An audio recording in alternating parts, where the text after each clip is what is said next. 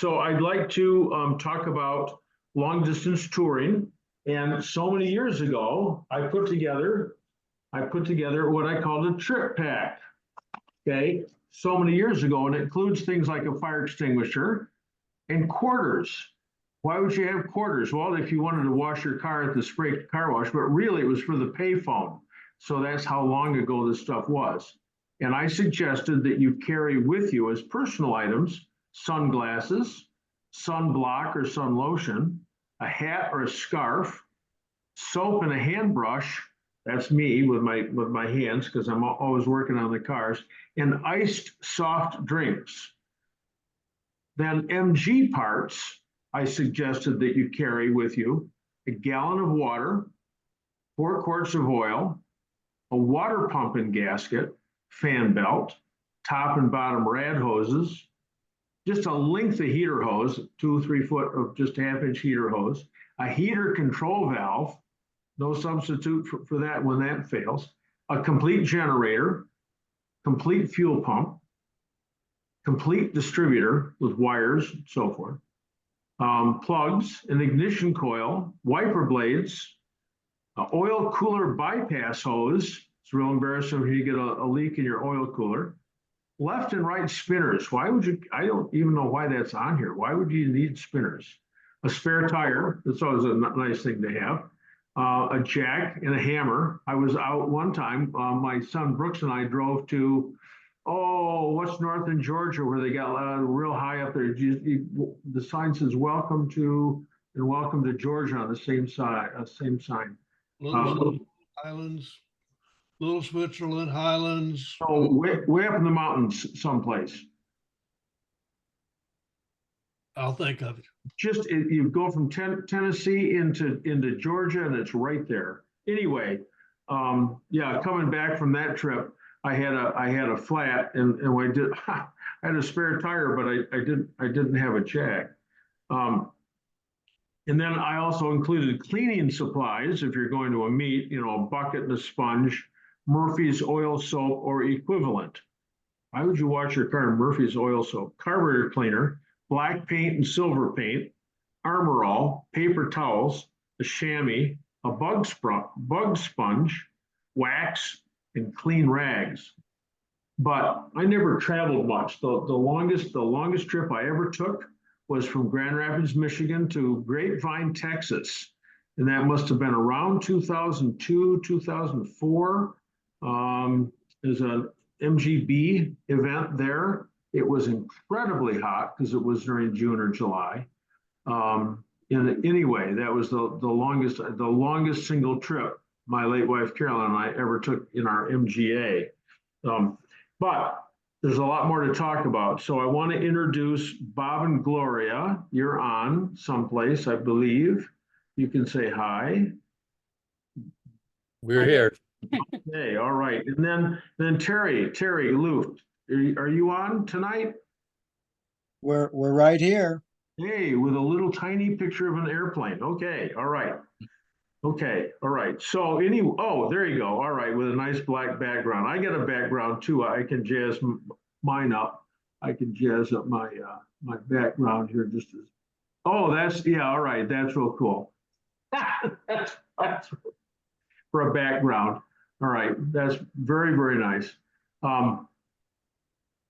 So anyway, let me ask Carol and Terry to start off and just talk about your experiences in long distance driving, some of the stuff you might take with you, or whatever. You guys do a lot of driving in your car. We don't keep track of the mileage, but between our cars, between the A, the C's, the B's, 1100s, yes, the miles really do mount up. We've not missed a West Coast event, I don't think, ever. We're planning on Mount Hood. We'll see out there. Carol will be driving her Roadster. I'll be driving my coupe. And we're very much looking forward to the trip. My butt's not, but we'll pull it off one way or the other. On the little airplane, sad news, I sold it. So I no longer have the twin, but I still have the single engine airplane. So I'm not giving up flying, but I gave up the twin. It was just time. But anyway, you mentioned wheel knockoff, and that was the first thing on my list. Yes, we know exactly why you carry an extra spinner, because that is the only time in our lives, in all the miles in 50 years, that I came home on a rollback. I lost my left front wheel coming out of the mountains from Virginia, and I hit a straight, and all of a sudden the left front went down on the ground. And I have no idea. I had checked the wheels prior. Out of the corner of my eye, I saw my left front wheel go over the embankment and disappeared. We did recover the wheel and got it back on the car, but we could not recover a knockoff. We could not find a spinner anywhere. We were within 100 miles of home, so we were able to get on a rollback and get home. So I understand we do now carry a left and a right, fine and coarse thread, depending on the car. That's always in the kit. Do you want me to continue with? Yeah, sure. Okay. Yeah, your list is very, very extensive and very good. It's just all great things. And a lot of things you just assume, why don't you have that? Some of the oddball things that we carry, and I tell you, most everything we've learned from experience to carry. Many of the items we were fortunate to have foreseen the reason to, some of them not. Expanding plug for the core plug on the block. We have blown out a freeze plug. There's not much you can do to seal up that gigantic hole. And that's another reason for that gallon of water we carry. But they do make an expanding plug that you can put in that hole and then with a wrench, expand it, close up the hole so that you've at least stopped that giant leak until you can get home. Pinch clamps, same thing. You can pinch off a heater hose, stop a water leak somewhere prior to leaking if you want to isolate the heater core, for instance. Obviously, the heater valve or a blanking plate and the associated hardware as well. And maybe a modified wrench that will get to that bottom bolt on that heater valve a little more easily. That's not something I've changed those on the top of a mountain in Colorado. Thermostat blanking plate to substitute the thermostat. We used that going to, well, you remember Carol had a little bit of overheating issue and we took the thermostat out, put the blanking plate in it. That goes along with the gasket kit where we have gasket material, marker, scissors, X-Acto, sealant, plus common gaskets, water pump, heater valve, thermostat, all rolled up into a package so that we can pull them out and put a gasket on quickly. Hardware, I have just a little nut and bolt hardware kit, nuts, bolts, screws, various sizes, wire, duct tape, that sort of thing. There's a tackless duct tape. If you're going to really hit some heavy rain, sometimes it's beneficial to seal off the header on the windshield. And the tape doesn't pull off paint and so on, but it's a kind of a tackless duct tape. Good stuff. We've been using that for a long time. Spare tire. And, in some of these things, it's not really fair because you know how we travel. First off, we travel in 2 cars everywhere. So we've got double the capacity for knickknacks that we can shove in there. For instance, going to Oregon, we're going to both be in A's. We'll only take 1 spare tire. That's all we need between us because, knock on wood, we've never had to use a spare tire, but having one for the 2 of us is probably safe. I cheat. I have a inner tube I blow up and put under the tire cover so it looks good at the show. But actually, that is good storage space if you don't have that spare tire. And don't you laugh at me, John. So we spent the tire when we compatible cars. Of course, you talked about radiator hoses and all of that, the water pump we carry. Hydraulic hoses, we carry at least one hose of every hose on the car. So a caliper hose, a rear cylinder, rear hose, clutch hose, we carry at least one of every different type of hose on the cars. And again, we can combine our parts bag now to one car because uh, we're in two cars that use the same parts. Um, oh, the slave cylinder, we've changed numerous ones of those. We've changed the heater valves. How about a spare gas cap? How many have driven off with their gas cap laying on the bumper? And now the rest of the trip, you got a rag shoved in the gas tank. I've got a gas cap in the parts kit.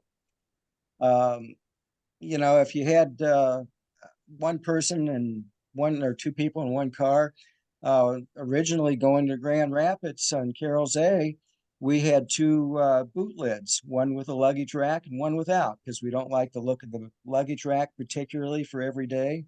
But when we traveled, we swapped boot lids and we'd have one with a luggage rack on it. So we could carry suitcases and more things with us on that.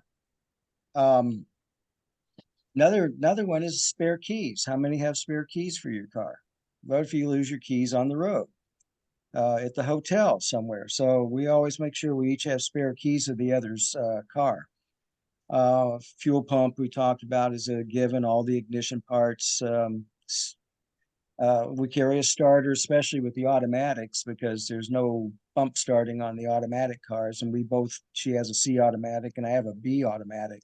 Those cars always carry a spare starter on the long trip.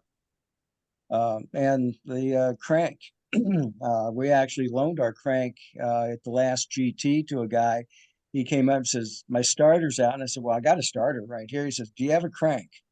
Well, yeah. He used that crank during the whole show and drove home with it and mailed the crank back to us. So some things are actually kind of useful. John, how many throttle cables are on an MGA? Oh, boy, not enough. There's three of them. The door pulls are throttle cables also. Okay. Same cable, same cable. So, it's sometimes knowing what parts could be substituted from one part of the car to the other is useful. We said the water, obviously, wiper blades, Rain-X, window cleaner. Coming back from Calgary, we had to stop about every 30 minutes and clean all the grasshoppers off our windshield and scrape them out of the radiator. That was in Wyoming and Montana. It was terrible. So like you said, cleaning stuff. Jump battery. We carry one of the small rechargeable jump batteries, and they work amazingly well. And they're compact and easy to carry. Oh, let's see, what else we talk about? Brake light switches, things like that. Just little knickknacks that are inconveniences, but they wouldn't necessarily strand you. One thing that could strand you is we've used a torque wrench because we changed a head gasket at a rest stop in western Kansas on an MGA, which we found by using the compression tester we had with us. And Dar, he blew his head gasket and we limped into the rest stop. I did a compression check on it. 3 and 4 were flat.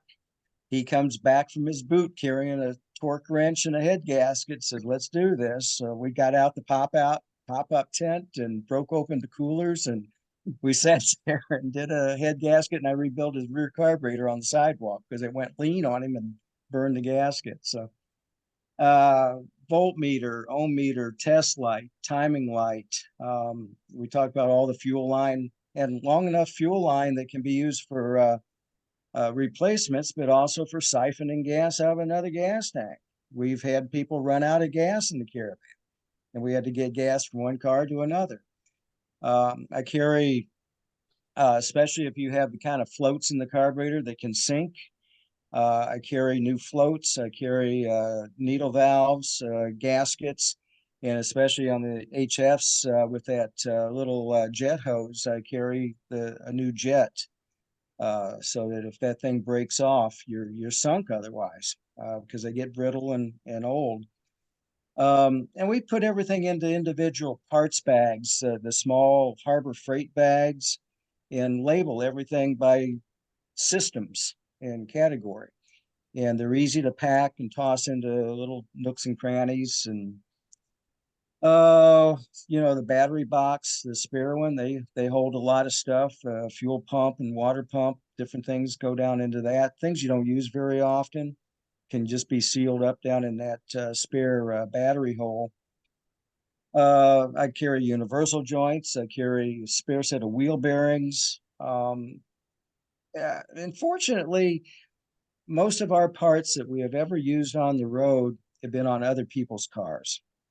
So our cars do a pretty good job. You maintain them and keep them up, and they're pretty darn reliable. We started driving our first MG midget that we bought in '74, and at that time, without the internet and such, nobody told you that they were unreliable. You didn't know, so you just drove it everywhere, and it always got you there. It never broke down. It never let you down, and we still have that midget. So that's about it. I think our lists kind of parallel your list in a lot of ways, but there are a few little unique things, and they're all fairly easy to pack. Now we have the luxury that I pull a trailer, the little motorcycle trailer with my car. So I carry an electric jack, I carry a jack stand. We have all this stuff, and we're always trying to help people out in the parking lot, and it's really nice to have the tools available if you can take them. But not everybody can go in two cars or pull a trailer, so you have to prioritize. Okay, I think I was windy enough. I Thank couldn't you. get a word in edgewise, but No, and that's no. okay. That's okay.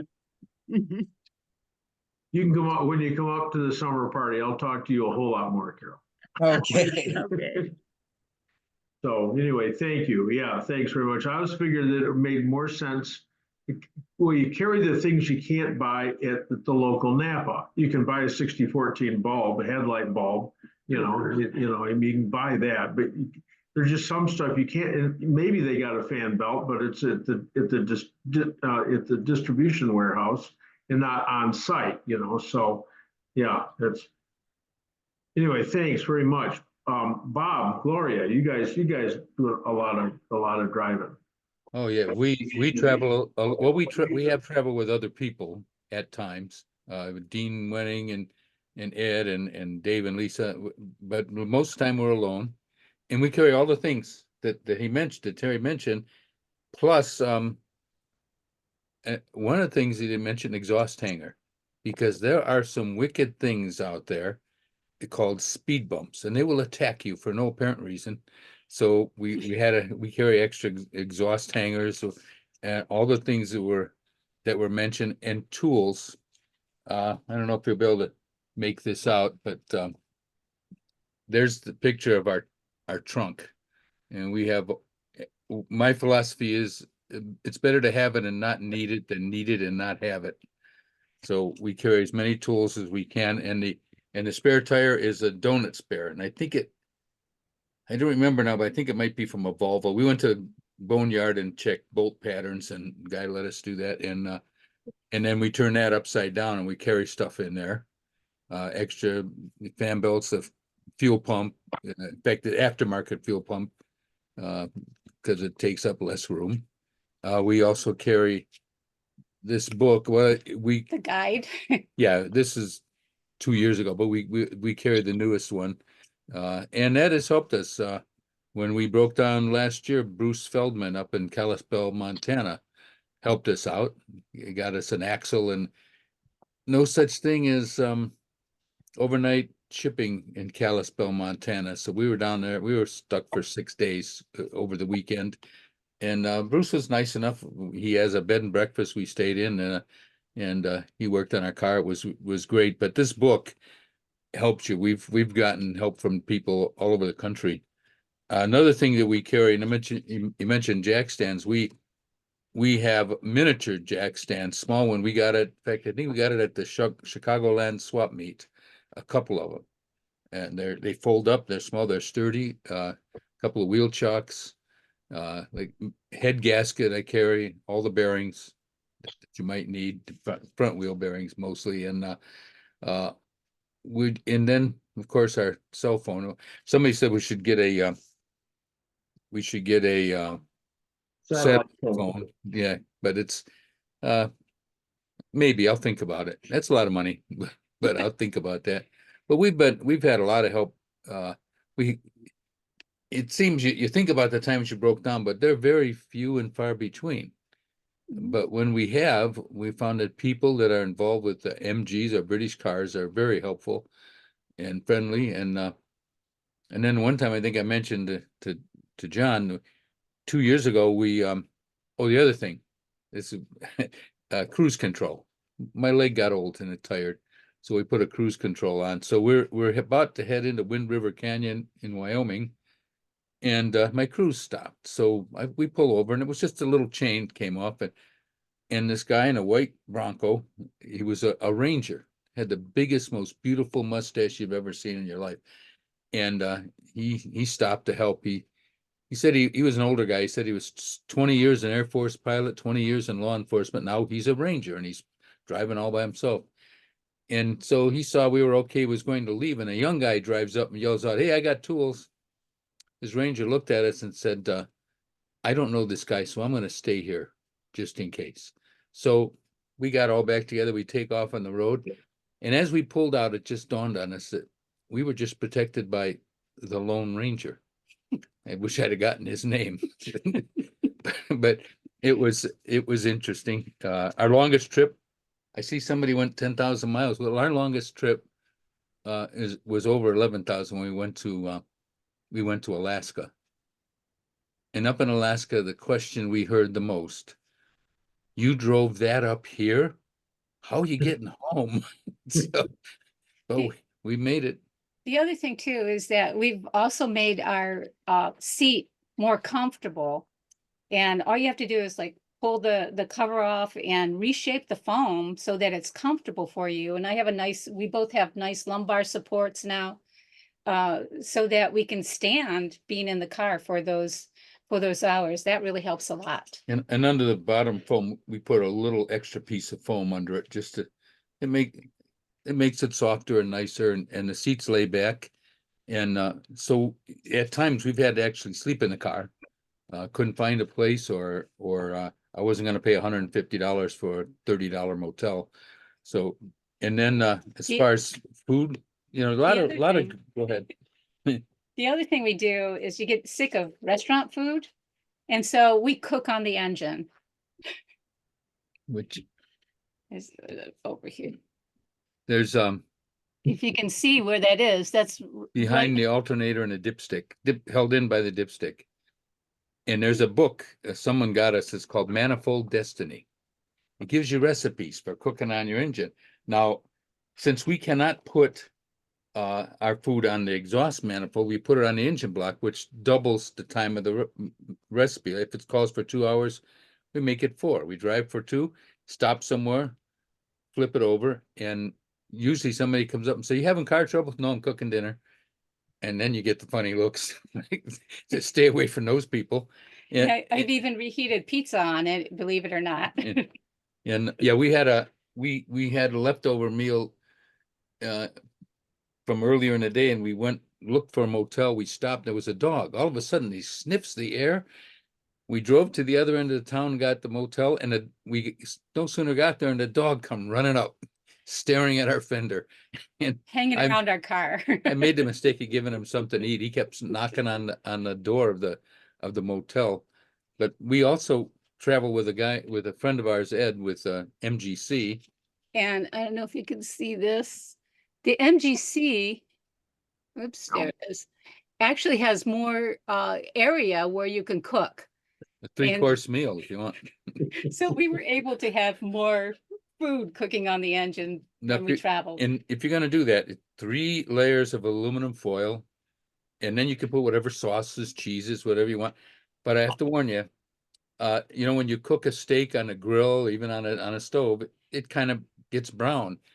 When you're cooking on your engine, the steak gets kind of Right. gray. So, so you eat by candlelight, it's fine. But it's enjoyable. We check all our fluids, like we change most of the fluids before we leave. Grease job, everything that you think you might need on the car. And like you said, I have electronic ignition, so I do carry a complete distributor. Water pump, like you said, everything, an alternator, everything that has broken down on the car in the past we carry. So it'll probably never happen again. It's only when you don't carry something, it seems that it breaks. But we've run into some interesting people up in Yakima, Washington. Was Jim and Rocky. Rocky was the wife. And they had a garage. It was in an old house and garage. And they helped us with a carburetor once my carburetor lip broke. So we stopped there, spent the day with them, had lunch with them. We stopped back several times after that. Every time we went through Yakima, they even put us on their website. They've since retired. But just some really nice people, didn't charge us much. Guy in Phoenix got me an oil cooler. I called up and the phone went to his house and I said, well, I'd like to come tomorrow to get the oil cooler. I don't like driving through the desert without one. And he said, well, I'll come now. So he met me at the shop, brought his dinner. He had a pizza. He brought his dinner and got, because he wanted to take care of us, and very cheap.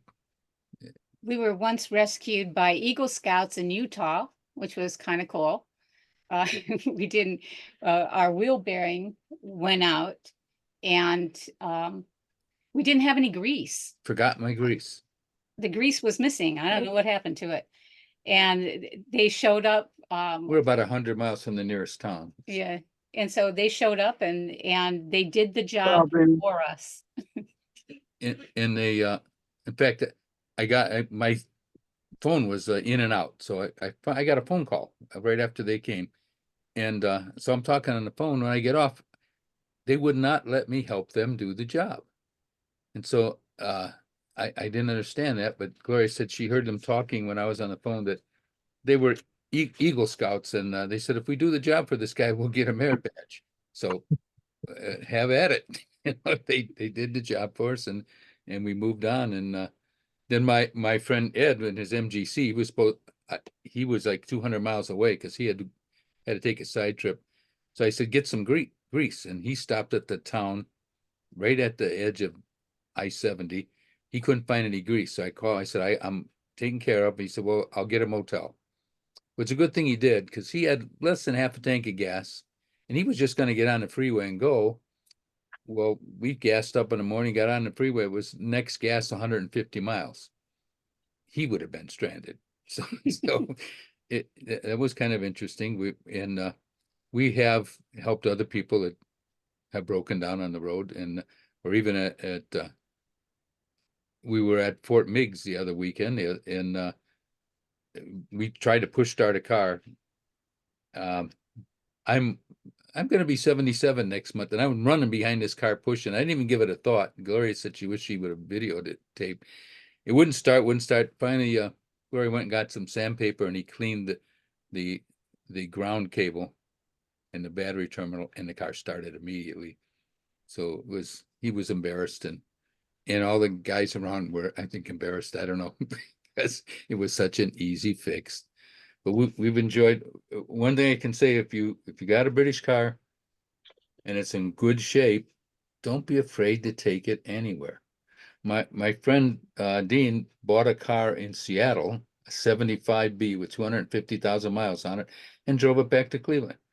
Now, a 75, would you buy a Ford or Chevy or Plymouth with 250,000 miles and drive it across the country? Probably not.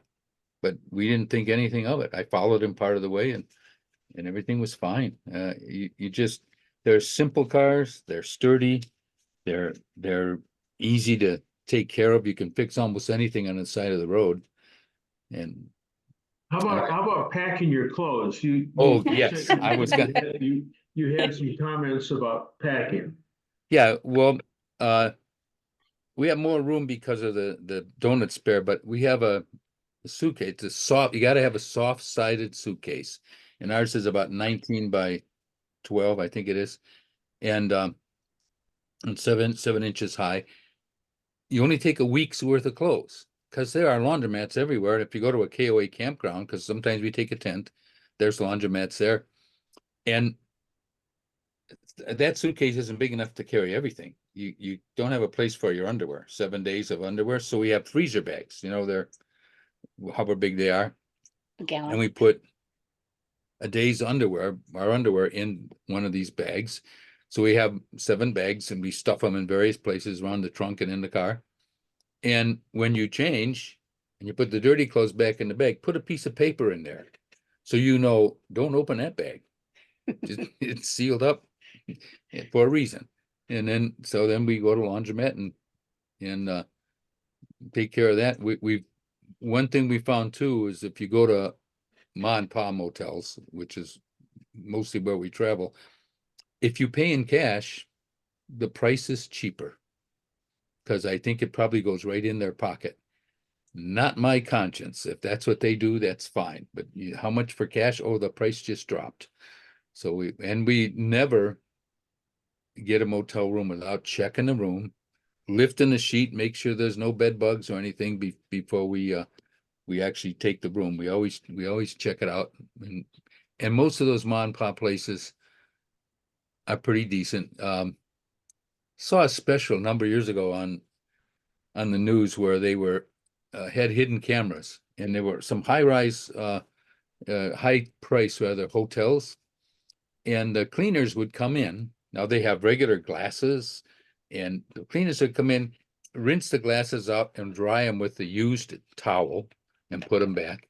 And things like that, where places we go, they're plastic glasses sealed up, untouched by human hands, and it's the people that clean there probably own it, so that's their reputation, and if it doesn't look right, we don't stay there. We made a mistake one time of staying at a place late at night.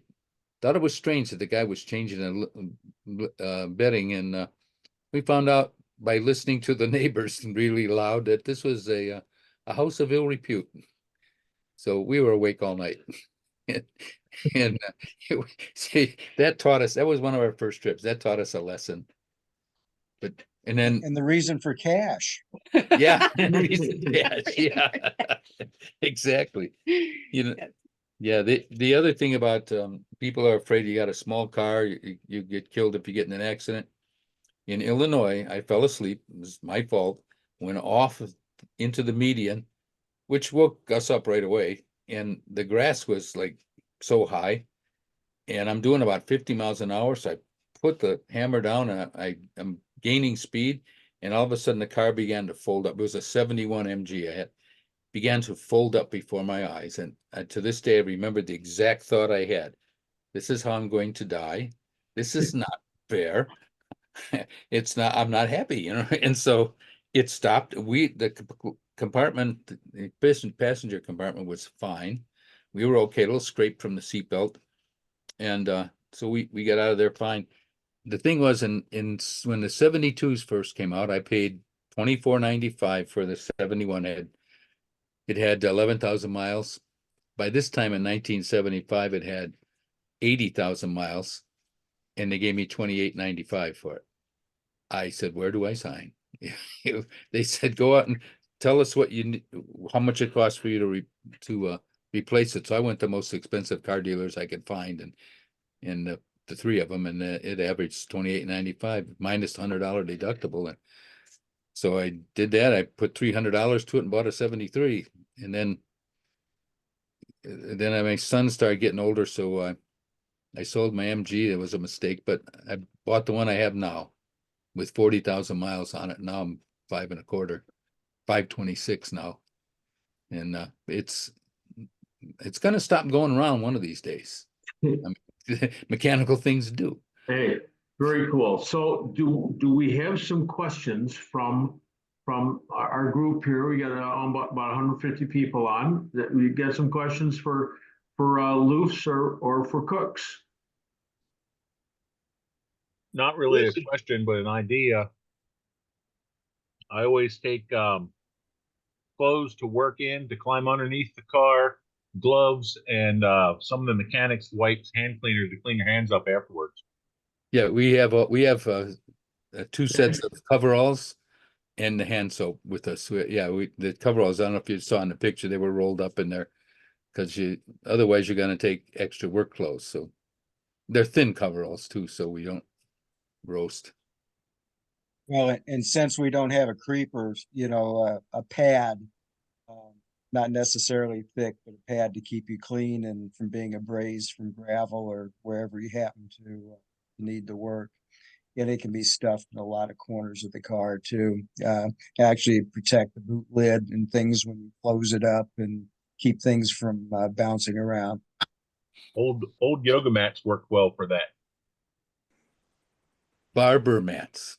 If you we met a guy in Roswell when I broke a U-joint and a couple of bolts, and he had a shop. He worked on foreign cars. He was from England, as a matter of fact, and he didn't have a lift, but he had some big jacks and he had barber mats. His friend owned a barber shop, and every time he changed mats, he got the barber. So those are nice. I don't know where you get them. Those would be pretty hard to roll up and carry in your car. Yeah, well, I would use it at home, but yeah, roll up in the car, it would be pretty impossible. Bob and Gloria, do you have a picture of your trunk you can show everyone?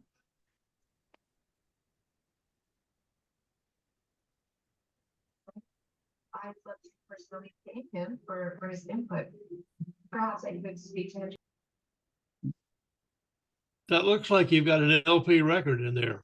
Well, that's the cover over the spare Spare. tire, and the book that's sitting on there, that's a Moss book and a Haynes manual, just in case I forget stuff. And then over here, you can see the jack stands. Woo-hoo, right there. Yeah, and wheel chocks we have hidden in there.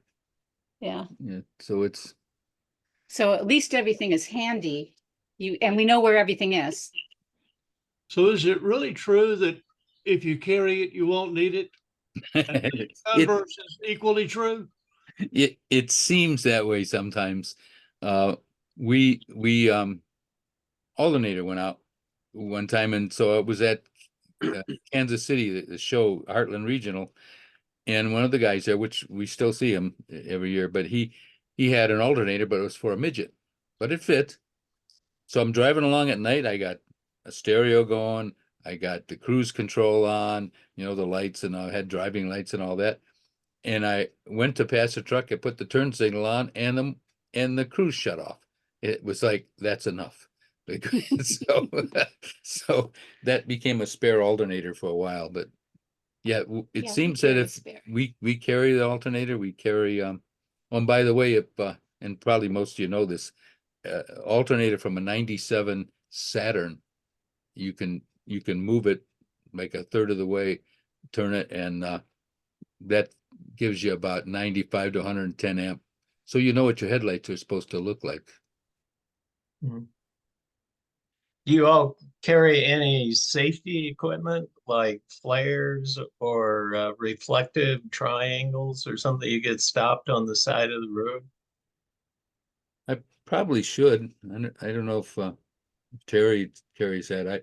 I probably should, but I do have flashlights. I have several flashlights, blinking lights and everything. Yeah, yes, we do. We have a fold up triangle road marker. Most flashlights today have flashing modes too. And I've used those as warnings, especially on the interstate. We had one of those. We had a beacon type thing. I didn't think it was very bright. We do carry the fire extinguisher. I use a halon most of the time, just to avoid the mess, because I've had to use the dry chemical and you just don't want to use that. But yeah, and a good flashlight, most of the stuff is rechargeable so that you can always keep it topped off. And the orange cones also, and that's for saving your parking spot at the hotel. Yeah, we also have a magnetic light that's under the hood, so I can do any work under the hood, just turn that on. People are always saying, what is that? And also magnetic tray. We have like a round magnetic tray that we put A bolt. bolts in while we're doing something. That way you don't lose things all over the ground and have to spend half your time searching for parts. We one time broke a U-joint in the New Mexico desert, and it was a little pull off. It was tar, but it was right next to the desert. I set a wrench down next to this tar pull out, and it disappeared. I had to dig for it. And there was so much deep sand there. So yeah, we use this magnetic trace for everything. Otherwise you're going to lose stuff. And it seems that nuts and bolts roll wherever you don't look. Hey, John, can I pipe in? Gary and Victoria? Sure, Gary. So I haven't heard anybody talk about staying warm in their MG. I would like to offer 3 things that I did that anybody can do that tremendously improve the heat in the cabin. Okay. The first is I have a ball valve for instead of my heater valve is a ball valve, right? Okay. The second thing is I put a computer fan. I just drive solo, so I just did this on my side. But I put a 4-inch computer fan at the footwell, which will draw heat out of the center column, and there's a little toggle switch on the dash. And the third thing, because I'll drive my MG at the end of November, early December, when it goes below freezing, and I'm still warm. And the third thing that I do that really tops it up is, I'm not sure what you call these. They're fiberglass woven mats that I think are used to for welding and things. Do you know what I'm talking about, John? Oh, sort of. I think so. Okay, so what I've done with that is that mat, I used to just put blankets on over my legs, but the problem was the heat would then go over the blanket. So what I did was, by using, I think these things are called lifted dots, 4 little lifted dots, 2 on the center column, so that it's holding this thing above my legs, and then 1 off to each side. So I make a little tent over my legs, and I have warm heat all the way to my waist. Very cool. Thank you very much for that hint. I had a guy, we worked together for, oh my gosh, on and off for 20 years.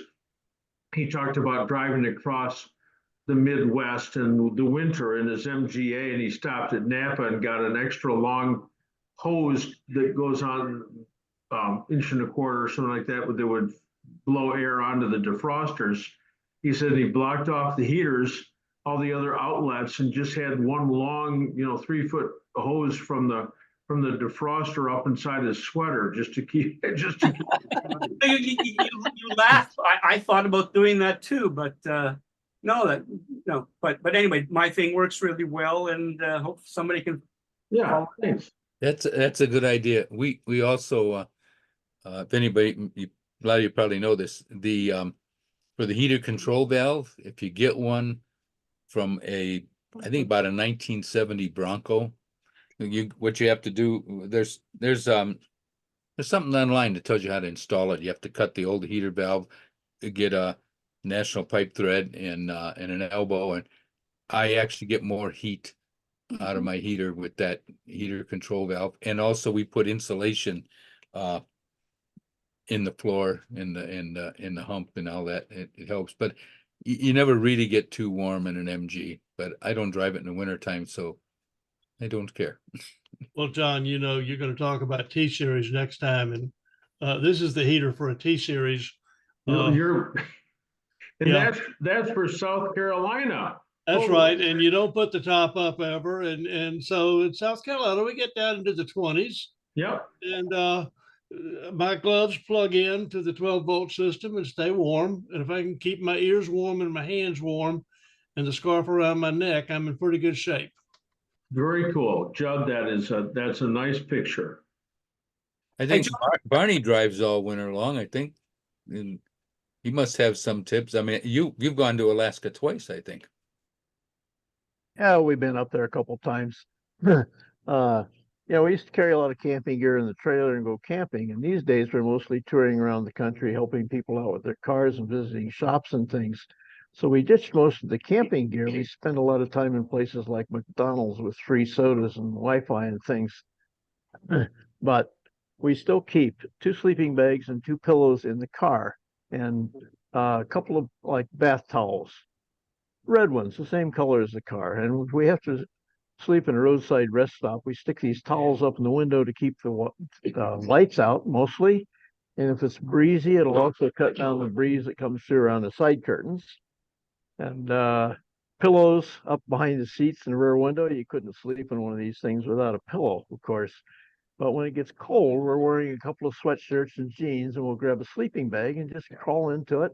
And, the car is kind of like a little pup tent to keep the wind off of you. And we do quite well down to like frost and freezing and sometimes down into the 20s. And one of the tips for sleeping in a rest area, if there's nobody else in the rest area, keep moving. What was it? Michael Jordan's father was killed in a rest area in Tennessee, and we had stayed in that rest area at one time. But if there's no cars in there, I don't stay. In the trucks, I hear those diesel engines running, music to my ears, and I sleep soundly. But yeah, don't sleep in one where there's nobody in there. It's dangerous. I got to say, we've done a couple of other things to keep the car warm in cold weather. It's an MGA, and we put in that under dash mat that was used in the coupe that insulates the firewall between the cockpit and the engine around the heater. Also, you want to plug any and all holes in the firewall so you don't get hot air coming in the summertime and cold air in the wintertime. A small hole the size of a pencil is enough to chill you to the bone in the wintertime. It's amazing. When you look at the side panels on an MGA, the kick panels where the windscreen is attached with bolts, behind the kick panels, there's 2 large holes about 1 inch in diameter for the windshield bolts. You get a couple little 10-cent snap plugs and pop them into those holes. 90% of the cold air disappears. You lose the waterfall that comes over the top of the kick panel. And then we finally insulated the doors with like 3/4 or 3/8 inch thick polyurethane, just glued it inside the doors. And the place is pretty toasty warm. Most of the problem with air infiltration comes around the side curtains. The side curtains just don't seal up well enough in the wintertime. You got to bundle up, put your hooded sweatshirt on. I got a comment if I can. Please, Dave. Oh, Dave, how you doing? Good. How you doing, John? Great. Well, I can relate just a couple short stories. We were on Put-in-Bay and a friend's generator went out. And you know what? Not only do you need to carry a spare generator, but you better have a fan and pulley to go with it. Because they match up. And we didn't have one. And it was really a hassle.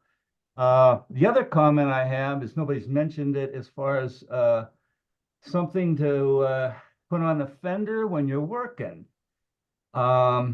And maybe a number of you have discovered this, but it took me a while.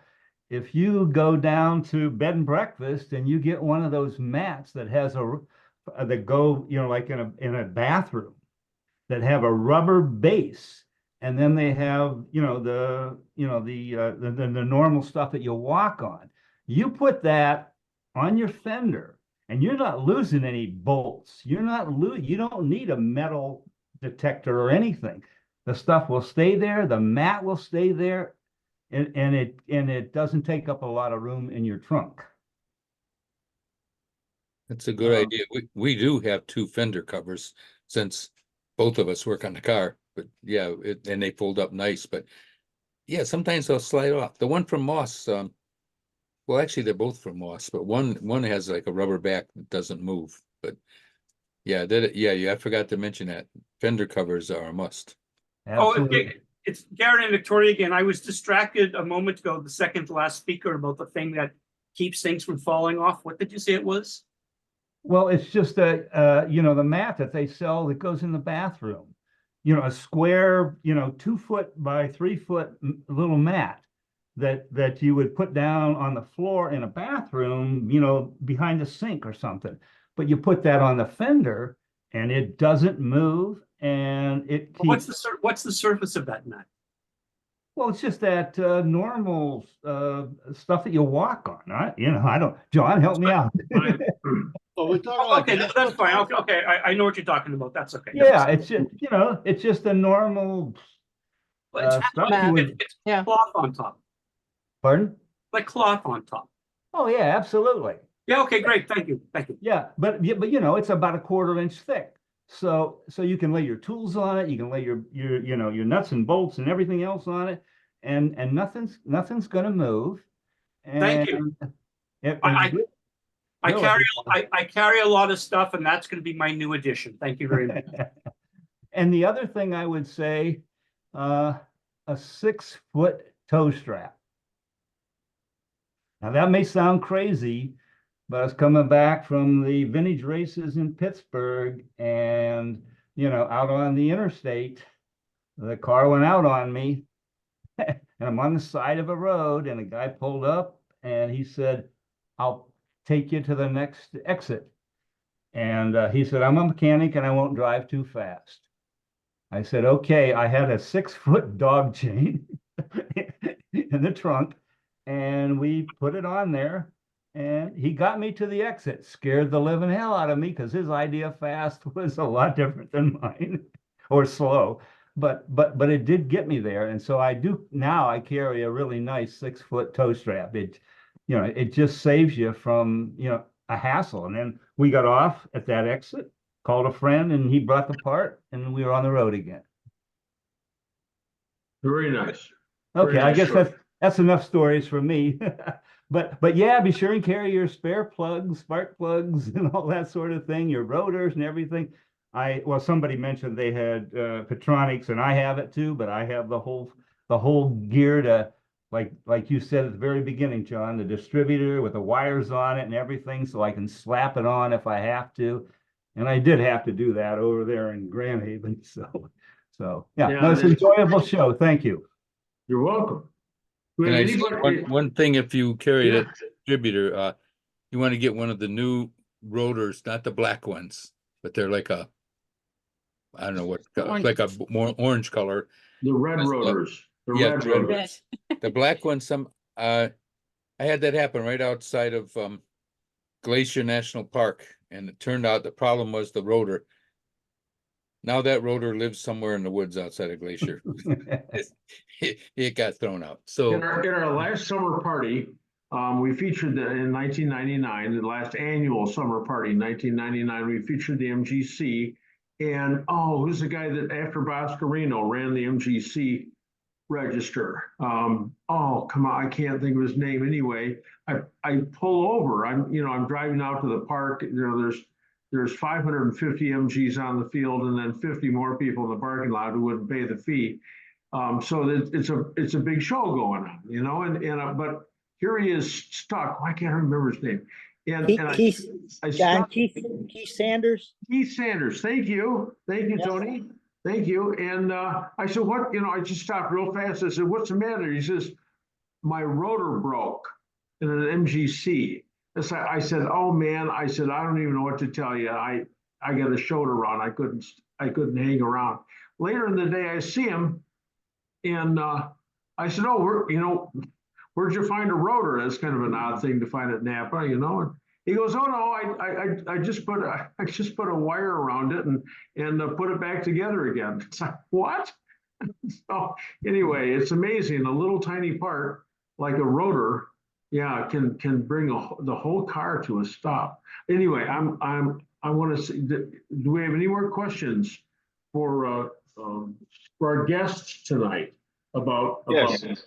Yeah. Hi. If you take a distributor, do you also take a timing light? Absolutely. Yeah. I have a question. Yes.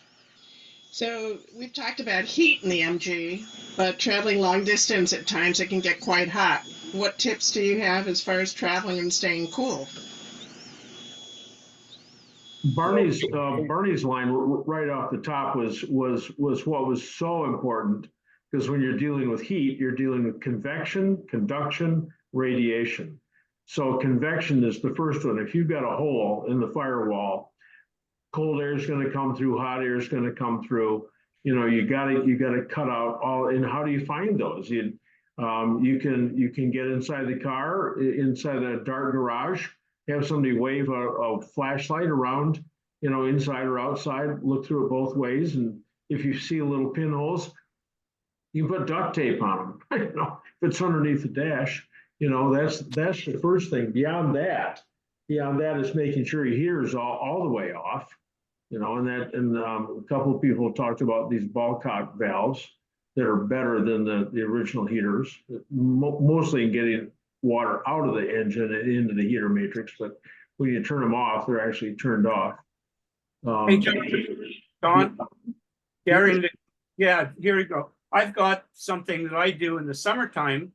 Driving on the highway, of course, it's cool enough, but when you get into the city, the stoplight, sometimes you're baking there. And what I've done is I put another computer fan, and then maybe I think maybe 6 inches on my dash. I've fixed it some way that I don't damage the dash. I can remove it, but basically, and then in front of that fan, I fashion some cardboard which act like movie. To keep the light or keep the light in movies. Barn doors. I have barn doors on that fan, which is directing it right into my face. So without it at a red light, just boiling with it, I'm nice and toasty. Got it. Nice and cool. Go ahead. Drive through the desert, we put the top up and zip down the back window through Death Valley, and the air coming in the window is warmer than air coming out of a heater. And we met a guy somewhere, I think it was somewhere in Texas. He had a bug eye spray. He said, I have air conditioning. He had a spray bottle and he would hold it out the window and he would spray it and it kept him cool. But we haven't done that. Not all the tricks work. We on the way to Solvang and then San Diego, we pulled into Lake Havasu, Arizona. It was 118 degrees, and we pulled in and said, "Well, we're going to leave really dark 30 way before sunrise. We're going to get out of here, beat the heat." So 4 a.m, we get up to leave. It's only 105 degrees. We went across a quick trip back and forth in the dark across the London Bridge, and then we headed into the desert and headed up to Solvang, did the A meet, and then down to San Diego for we spent that entire trip, Route 66, and with nothing but desert. It was hot, but we survived it. When we went to Death Valley the first time, it was 128 degrees. Burned a hole in a piston, actually, and because we overheated going uphill. Next time we went, there was like 104, so it felt good. It's amazing what you get used to. If you can keep enough air flowing inside the cockpit, if it's just ambient air, it is still, if it can blow on you, it helps. And I know on an MGA, they're set up for, these are two left and right hand drive. You can take the cover. You can take the cover off the master cylinder box from the right hand side and put in. I mean, it looks crude. It is crude, but you can fashion a 90-degree piece of tin for like a dryer vent and run a hose that comes from in front of the radiator. So there are other ways to, not MGAs, you just move that inlet hose from the heater over to your fresh air vent. But like Gary Greenspoon said, you can put fans down inside the cockpit, and I guess I don't think about computer fans, but maybe some of them are 12 volts, so you don't have to fiddle around with anything. Just stick them in. They don't take much current. Just hot wire them in, so when you turn the key on, they're blowing. I don't know. They also have those things that look like tubes, cloth tube. You fill them with cold water. You soak them in cold water and you put it around your neck, and it's supposed to keep you cool. I've also taken wash rags and just in the cooler and then stick it right on top of my head. She's dumped water on her head too. Yeah, John, opening the quarter light windows. while you're driving will help, like on an MGB, the quarter light windows. And I bought at the Nangiver convention these little bracket bracing things that will hold open the quarter light windows all the way. They were up in Traverse City. I think I bought them at the Nangiver convention. But the quarter light windows provide some air coming directly on you and on the passenger. So open those work. Can I add to that, please, John? Yeah, that's a company Jim called Miller Modern prints Touring those. makes those. Fred, what's that? Yeah, modern Touring. Yes. 3D prints those Oh, little okay. vent things. And And I they- had him make different ones because the GT windows are a little different than the Roadster. But yeah, they'll hold the window open well past 90 degrees and it will just blast that air straight onto your face. They're wonderful. Also Who's- for the GT, he makes another little bracket that works well to keep the rear windows open Yeah. in the GT, because they have a tendency for those locks to kind of go off over center and close. And that helps to keep the flow through ventilation, because I mostly drive GTs and coupes and Carol's Roadster, but that really helps getting ventilation. Who's Modern Touring? It's just Jim that's the Miller. company name. Go on the internet, Oh, Modern okay. Touring. Okay. Yeah, Jim Miller. I think he's the V8 register. Okay, at Berkeley. got it. Okay.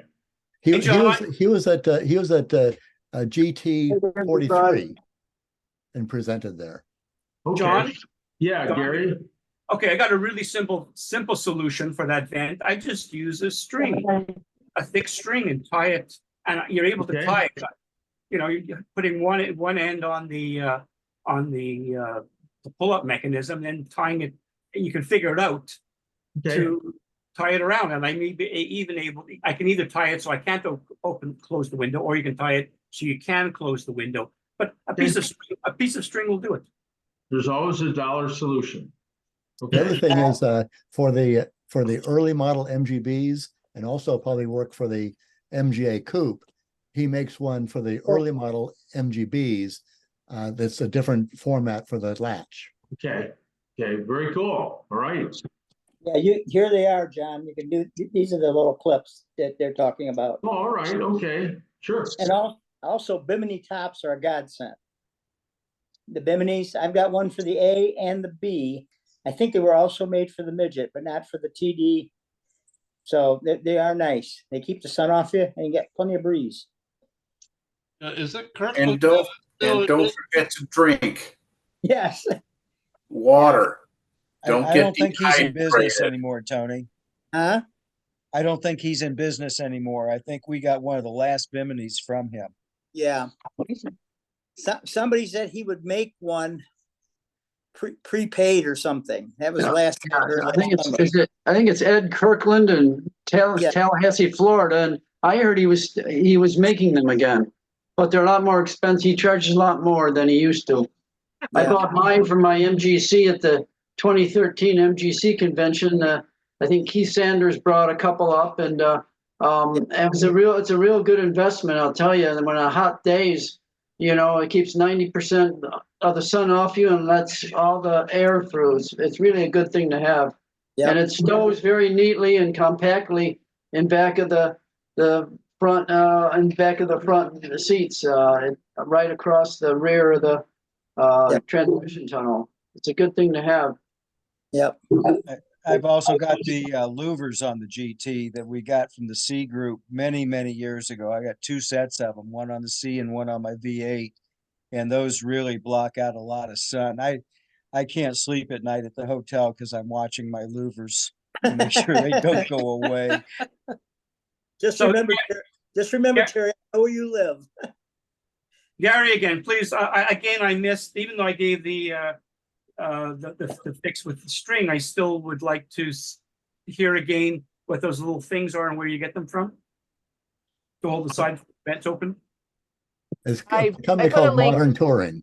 Yeah, Modern Touring is linked in the chat, and then there's a little conversation on the MG experience about Bimini tops, and it said as of April this year that Ed was not doing them because of health reasons.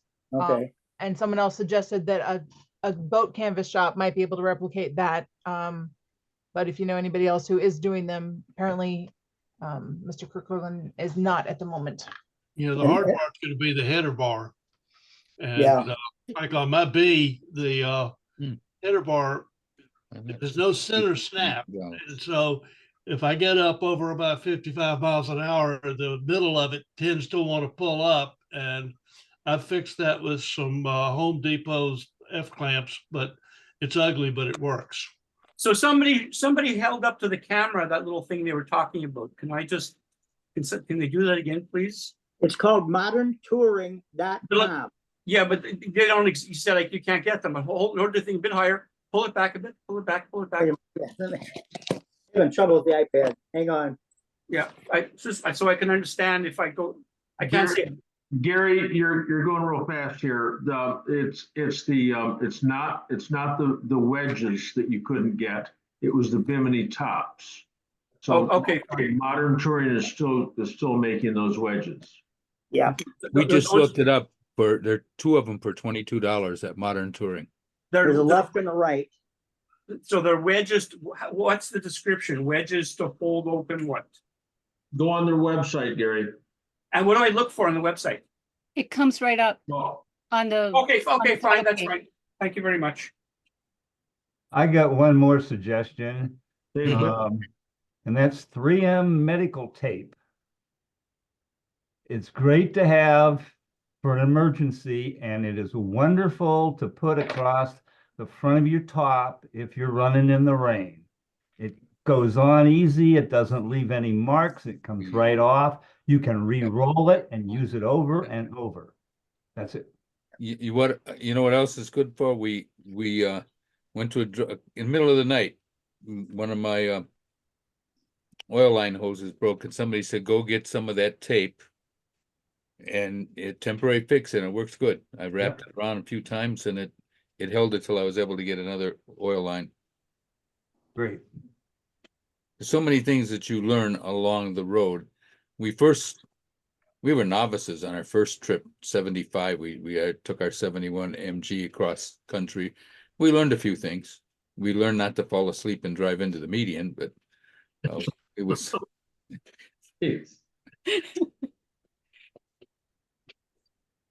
As far as driving on the road, cars drive pretty fast these days. There's a lot of highway driving that's really pretty fast for some of our cars, particularly MGAs. What kind of recommendations for safety or choices of roads or time of day to drive? Things that make things a little bit safer or a little bit more enjoyable. Did you have any recommendations? I certainly do for the 3-point seat belt. If you don't do anything else to your car, put in a 3-point seat belt. And I could post a picture to show you why you should do it. Yeah, they saved our lives in that accident we had. Also, we shouldn't have any trouble keeping up with traffic, but when in Montana, where there's no speed limit, for it was a year or so we were there, and the worst thing was you'd be on a 2-lane road, no speed limit. You come around a bend and there's some guy in a hay wagon. So just stay alert. But as far as speed, I just want to see how fast I could go. We're on the I-90 and or 94. Anyway, we're on the freeway, and I was creeping past 115 in my B. I got overdrive, and I decided to slow down. I was still gaining, and then I find out later that my speedometer is off, and it gets worse the faster you go. But at 70, when my speedometer says 70, I'm doing 75. So I was probably topping 120. I don't think I'm going to do that again. But when I was younger and crazy, I could do stuff like that. But yeah, I tell people it's confidence. I mean, our cars run at highway speeds. You just got to drive them that fast. Now, you're talking about a TC or a 1950 TD with that real tall rear end in it. Well, no, not really. Those that blow the engine up trying to go that fast. But most of our cars will do. My MGA will do 90. I mean, it's got an MGB diff in it, but it'll go fast. It'll certainly keep up with traffic. So then you just got, it's all about confidence. Either you don't like looking to the left and seeing the center of the rim of some great big rig next to you. You know, George, MGA chairman, wasn't he chairman? George from Texas. He had a picture on the front of the MGA magazine, I think, one time, of these huge swirls down the side of his MGA and his trailer, and it was from a tractor trailer tire. So the other thing is you learn to keep. Oh, I always keep a safety, I always have, but even in the MG, make sure you're always looking for a way out. Hang back far enough and make sure you can get the left or the right, and make sure that you have a way out when you see something happening in front of you.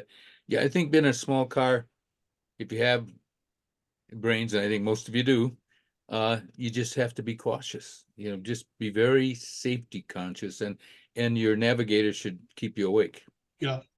John, one of Trust the me. things that Trust me, 3-point seat belts do work. This was Yeah. coming back from Columbus a couple weeks ago. A guy came around a curve with his bright lights on, very bright. I got blinded and got a little off into the berm and ran into a ditch. Janet and I were both safe. She hurt her shoulders and I hurt my hands holding onto the steering wheel, but it got buried into a ditch. So trust me, and this is 66. So trust me, you want to have your seatbelt and shoulder harness on.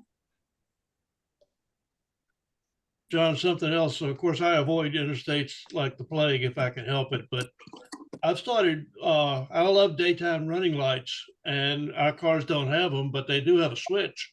And so I just run the headlights all the time because it just seems that other people can't see our cars. I do the same thing all the time. Yeah, George Romney, governor of Michigan, in about 1963 or something, he made the announcement. He said the safety people here are telling me that if you drive with your headlights on, then there'll be less traffic accidents. And by golly, you know, people started doing that, and now, you know, most of the cars that they got driving lights that come out automatically. You gotta drive with your headlights on. Oh my gosh, I always drive with my headlights on, especially in the MG. Oh my gosh, always. Hey, John, Gary here. One last tip for the day.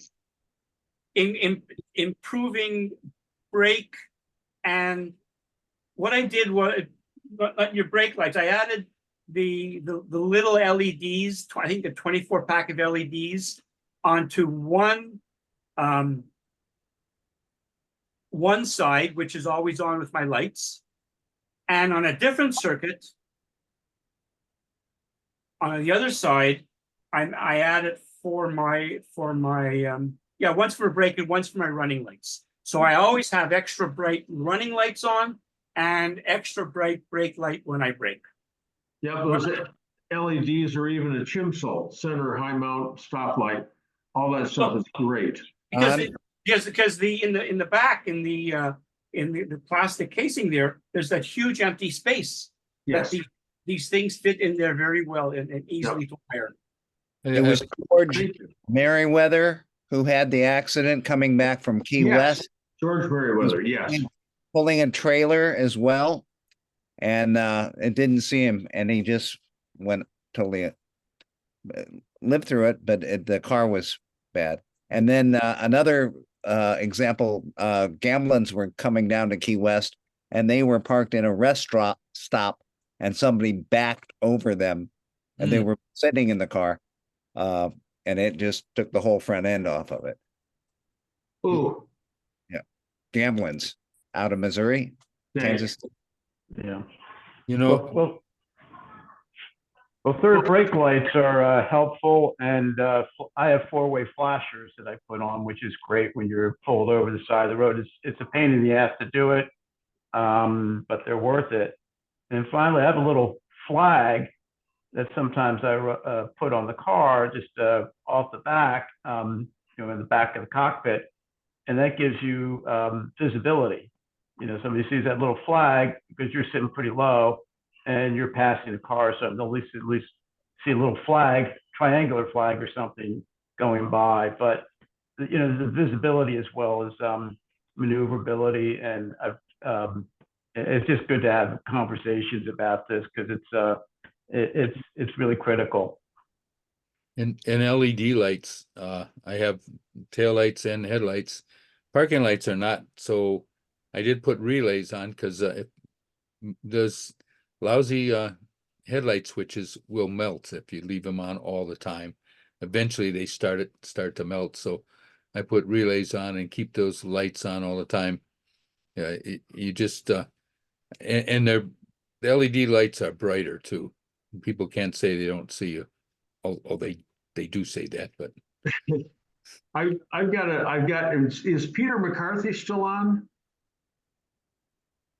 I'm just looking through this chat. I didn't know Peter McCarthy said, Yes. yeah, you Yes, did a John, I'm here. 10,000 mile trip in a Morris Minor. That's got to count. All right. Well, it does. I'm not sure I have any actual tips, but out of all the lists I heard, I think the only thing I actually brought with me was a hat. But I did make it. In April 1973, my sister and I got off the plane in Luxembourg. And in the last 7 years, I had owned a large number of Morris Minors and a couple of Sprites, Midgets, an MGA, and a TD. And our approximate plan was, let's get to Amsterdam and see if we can find a good deal on a Volkswagen truck. Well, we got through customs and walked out the door, and the first person I spoke to in Europe. So the gods had spoken. I bought a Morris Minor Woody station wagon, and here's the trip: Luxembourg, France, Spain, Italy, Greece, Turkey, Bulgaria, Yugoslavia, Austria, Switzerland, Germany, Denmark, Belgium, Netherlands, England, Ireland, and back to Luxembourg. Took us 4 months. There were some interesting stop and repair stories along the way. A few screwdrivers and wrenches came with the car. After arguing with a guy at the Sears counter in Madrid, I managed to get a couple inch-sized wrenches, which wasn't easy, and was able to do a few of my own repairs. But we took that car from 110,000 miles to 120,000. And at the Luxembourg airport in August, everybody was going home. No one was arriving looking for a car. I could have bought a really nice Volvo P210 wagon for about $400, but I didn't have the money to send it home, nor for my Morris. So I ended up handing someone the keys and said, have a good time. that's a beautiful little car, and what a nice story. Yeah, it's great. We've been in the 3 countries, big deal, and they're all attached. When I was in high school, some kid had a Morris Minor. All the kids were talking about how fast their cars were in first, second, third gear. And he just smiled and says, yeah, I got to do 40 miles an hour just to get into 4th gear. That's right. So, do we have any more questions about long distance traveling or heat in the cockpit? John, one comment was made about interstate driving. I think it's the best to avoid Friday afternoons and Sunday afternoons. Interstate 8094 south of Gary, Indiana, and Chicago, and Interstate 294.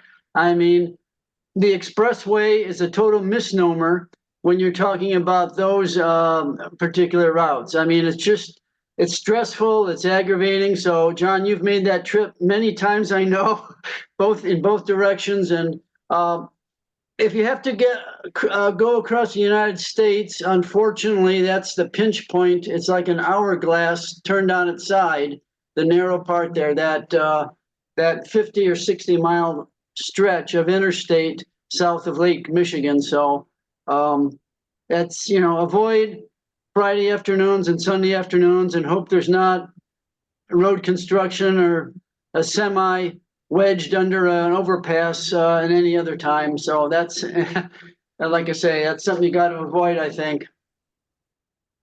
I love expressway driving. I think it's real safe. It's real high speed, but you can keep that distance, like Bob and Gloria say. Keep that distance in front of you.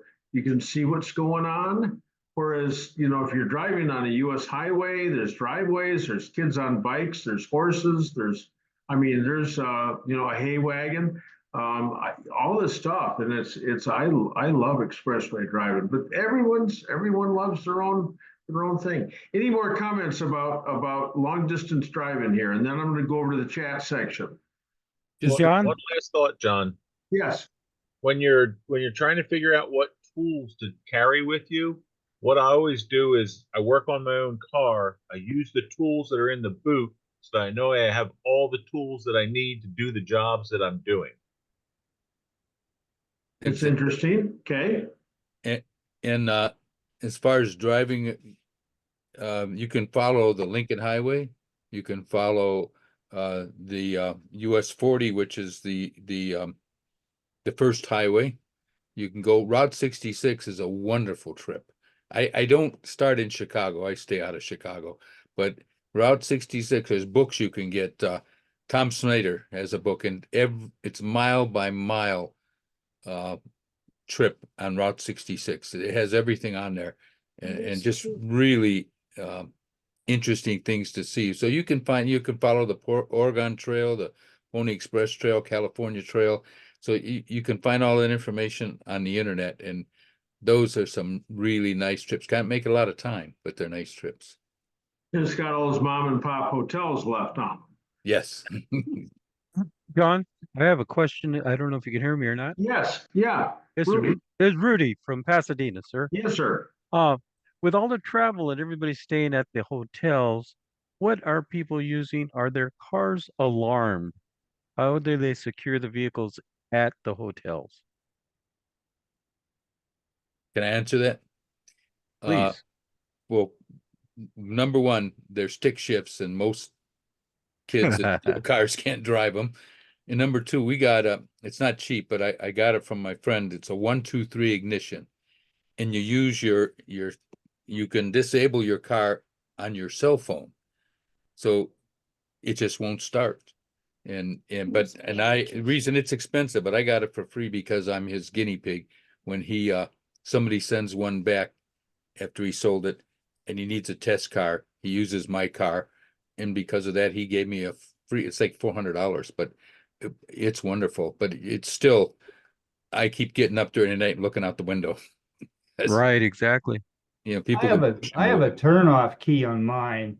You put it between the battery and the ground, and you can take it with you when you walk into a restaurant, and take it when you go into the motel, and it slips in and slips out, turns on easy. It's great because when you're working in the garage and you want to do something with your engine, bam, you can just connect your battery in a second. So I highly recommend it.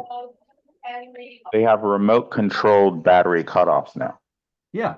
Well, it's not remote. No, mine's not remote. You reach in with a key. No. This is remote.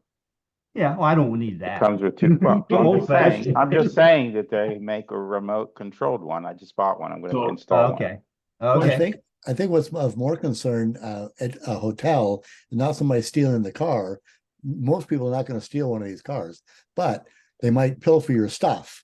So I'm wondering if you could put a car cover over it or something so that people aren't actually looking at your car and there's stuff in it. I take a can inside the motel room because we have a luggage rack which carry our chairs and our tent and some other things, and you need to do that. You need what they call a spider to hold everything on, and I just wrap that up under my arm, take it in the motel room. It's a kind of a pain, but it's better than coming out and your tent's gone and parking close to the entrance is always good if you can get a spot.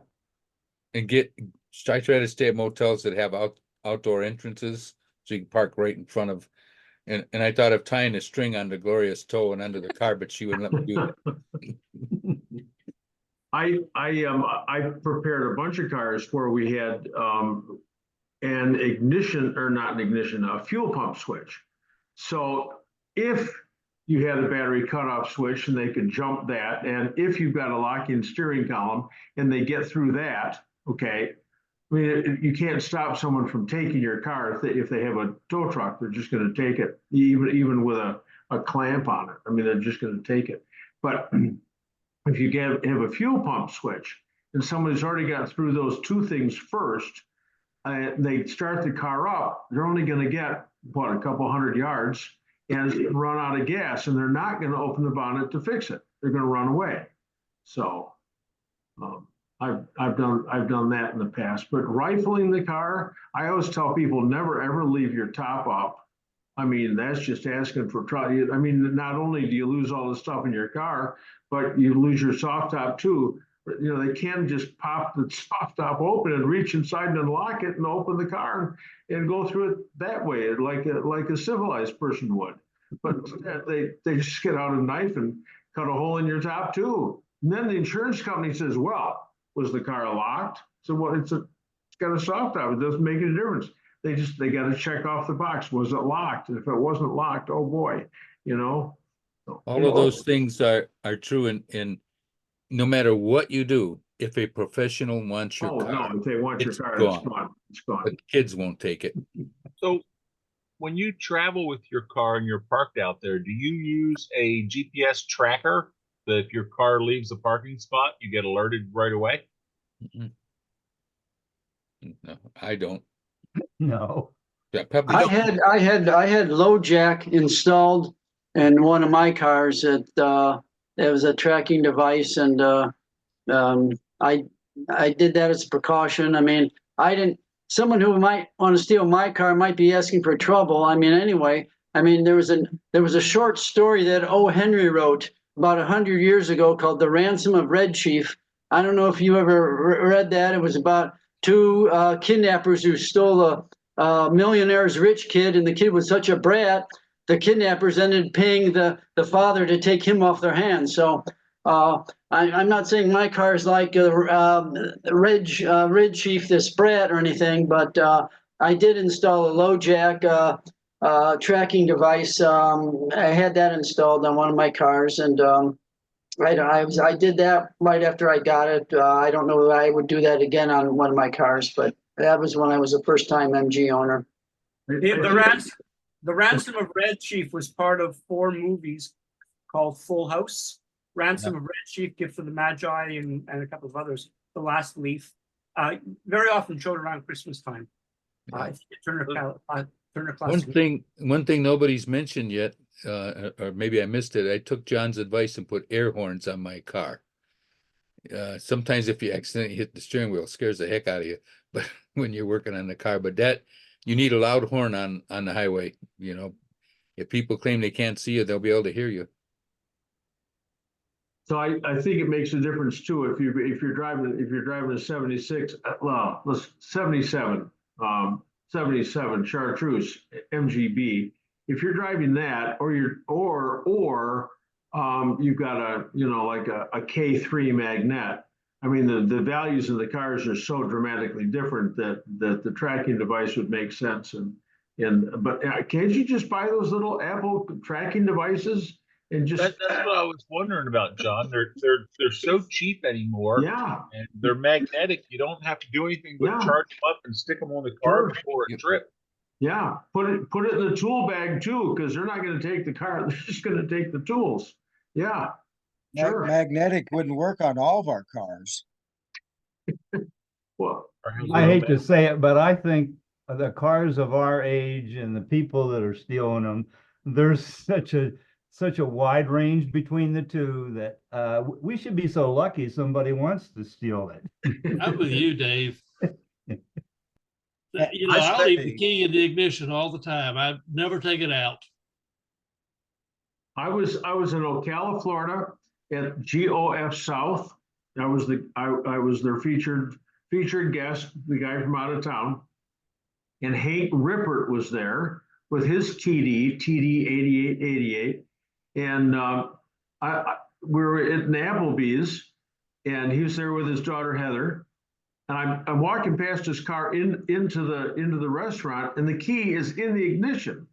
And I thought, well, this is either Hank's losing it, or this just isn't wise, you know. And I took the key out and I walked into the restaurant and looked for him, found him, gave him his key. I said, you left your key in your car. But then later on, I thought, you know, he probably just does that, you know. So.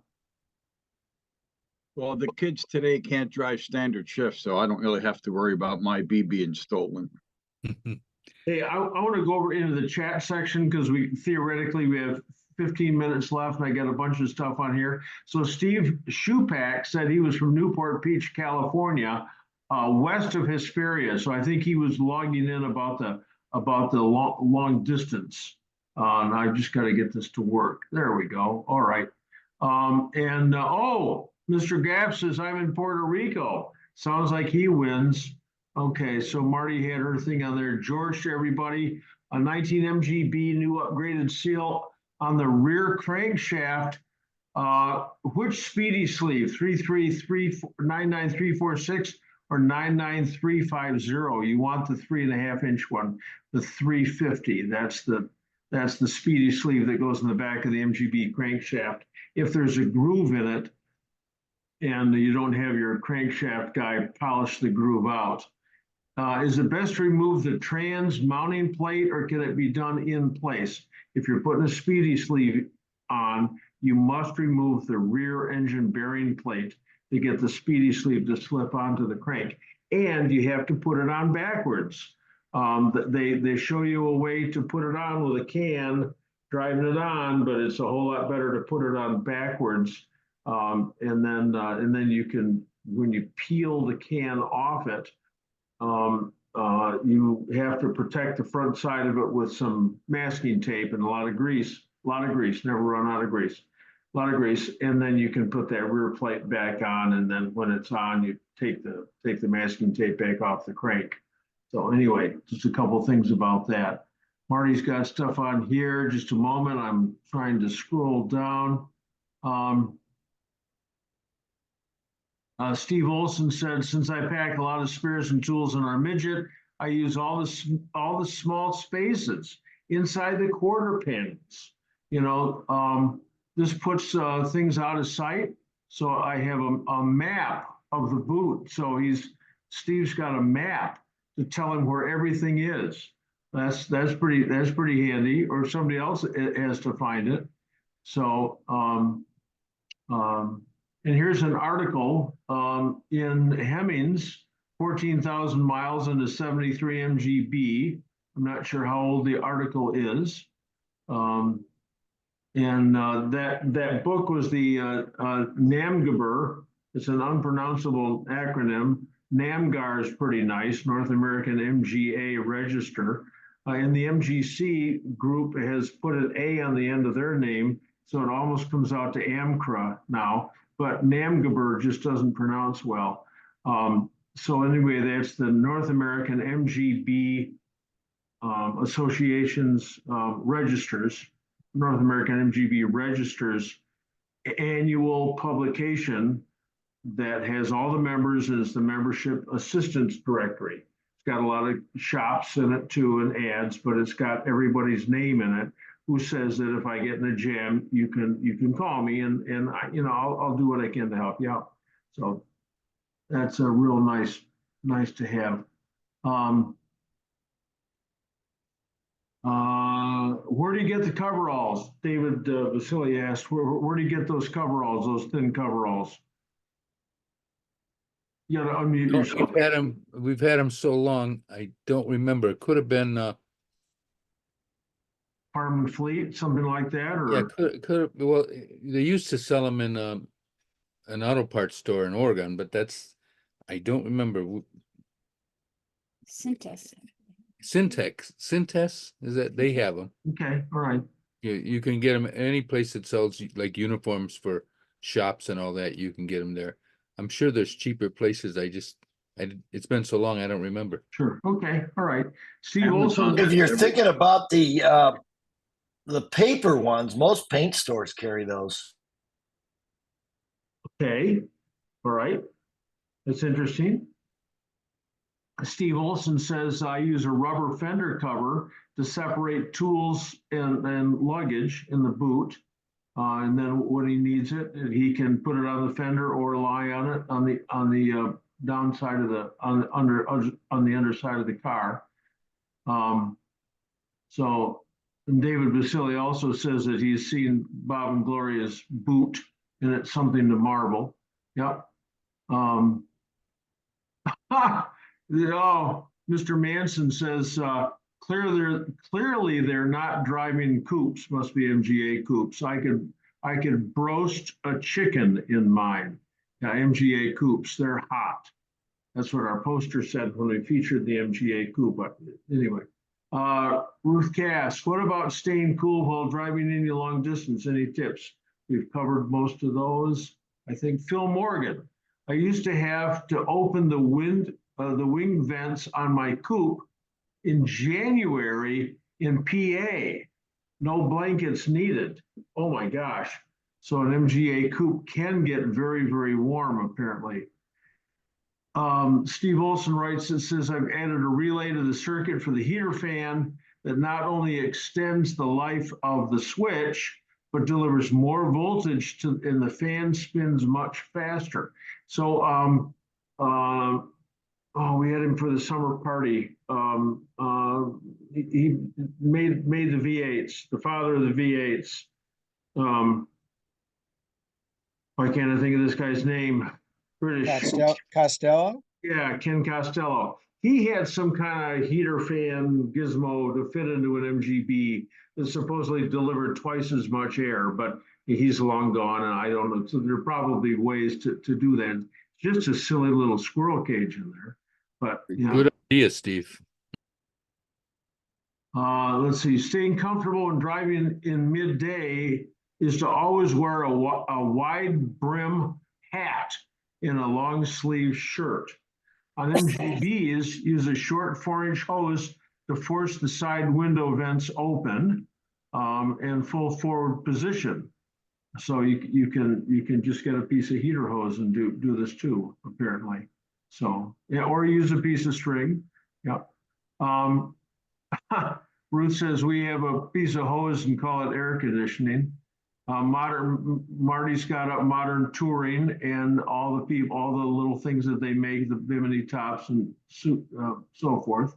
And David Basili reminds us that the replacement to the Bimini top, or actually the Bimini top is a replacement to the zip out top, but that on MGBs, that zip out top is just the nuts. I mean, that's just, you have to have it with a Michelin top. I don't think you get a zip out for a stowaway or a knee action one, but you can always retrofit the Michelin top bows on your MGB. Don't forget to drink water. Brian has reminded us. Scott Conrad, where are these Zooms recorded? They're recorded on my computer. My dad would love the food stories. Okay, so anyway, eventually these go up on YouTube, and this will be their 10th. It'll be identified as the 10th of June seminar. But if we think about it, if Marty takes a note, we can put something in there about cooking food on the manifold. So you're Hey, John? Yeah. One quick retro discussion about the zip out rear windows. Yeah. For MGAs, Cecilia Bruce makes those at Scarborough Fair. So if you want a zip out window for an MGA, okay, it'd be similar to a Bimini top. Thank you. Thanks. Also Jeff Zorn, little British car, gets them from England for A's and B's. Okay. Thank you. When you zip it out, you got to roll it in a towel, use Velcro, and it just that way you don't scratch the surface. Yeah, very cool. Thank you. Jeff Zorn even has those for midgets. Zip out windows. For a midget. For a midget? Yes, Steve, sir. Yeah, I should come to you with all my midget questions. Yeah, okay. Marty makes a nice apology for me. an iPhone has a speedometer app that is accurate. You can use it to test your speedo or just to use as a speedo. That is true. I did that in my MGA when I wanted to see how fast it was actually going. And when my speedo said 90, my velocity, my speedometer on my iPhone also said 90, but I didn't stare at my phone too much. My iPhone happens to fit exactly. It's an old one. It's I think maybe a 7. It fits exactly between the tunnel and the armrest. So it just wedges in there. It's really nice. It doesn't slip out. It just happens to fit. So, John? yeah. Also, we use Waze, WAZE, and that gives you your speed. And also, it'll tell. Well, we went up to your shop. It told us to get off at the next exit. I said, what in the world? So we got off the next exit because there was a traffic jam several miles long, and it told us that and routed us around and got back on and saved time. But it does give you your speed. It's spelled WAZE as a play on WAYS, Waze. Yeah, we call it WAZ. Okay, all right. Okay, all right. Here I'm going here. Steve Olson's got a lot to say tonight. Daytime running lights are easy and cheap to add. Less than 20 for a pair of LED lights at Menards, tied into the ignition, or just turn on the headlights. I mean, that's what I always do. And David Vasily says interstates are probably safer than 2-lane roads. That's my belief. If you have a problem out there at 70 miles an hour with all that traffic, you get a problem. But more often, I would expect a deer or a kid on a bike or something to. MGB 1979. Here we got a real technical question. How to keep the thermo switch in the radiator? It keeps blowing out. So, Paul, are you still on? Yeah. Hey, you waited all this time. All right. So there are 2 ERP. That's the part number on that. Factory number is ERP 1126, I think. And the steel is an ERP 1127, I think. URP. We always call them ERP switches because that was the part number. So JAG uses the same system, but the shoulder on theirs is twice as long. It's a JAG part. I can't recall the part number for the JAG, but it's a JAG part, same part. So that's the first thing you do is put the JAG seal in there. The second thing you do is take the hose clamp on the top radiator hose, turn it around so the barrel is right behind the switch. So that if the switch does push out a little bit, it hits the barrel of the hose clamp and can't pop out any farther than that.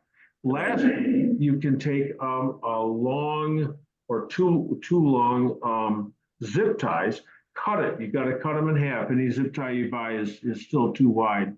Take the little thin one and fish it through the radiator and just zip tie it in place. And if you do it attractively, it isn't, if you've got the bonnet open someplace, it doesn't look as garish as, some great big piece of folded sheet metal that clamps around it. You can do that too.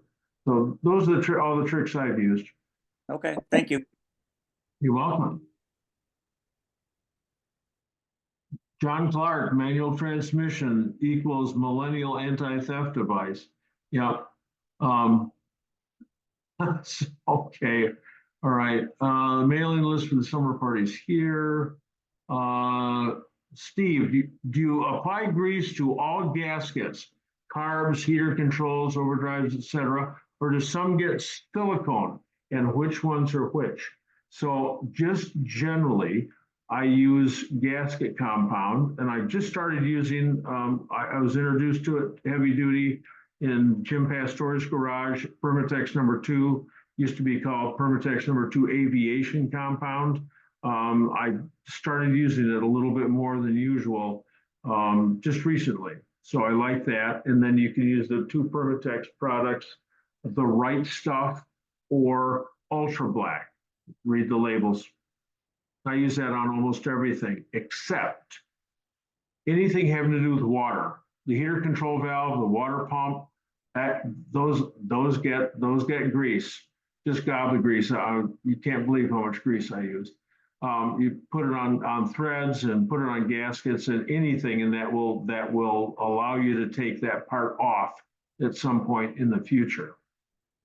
I also use grease on the top side of the sump gasket when you're building an engine, and on the rear side of the timing cover gasket, both those going up against the block, so that when you have to take the sump off your engine after you've got it all installed because you left the oil pump loose or you used the wrong gasket, that sump gasket comes right off again, and it won't leak, even though it's just got grease on it on one side. So it's got the silicone on the other. Where the timing covers are dimpled, then it works.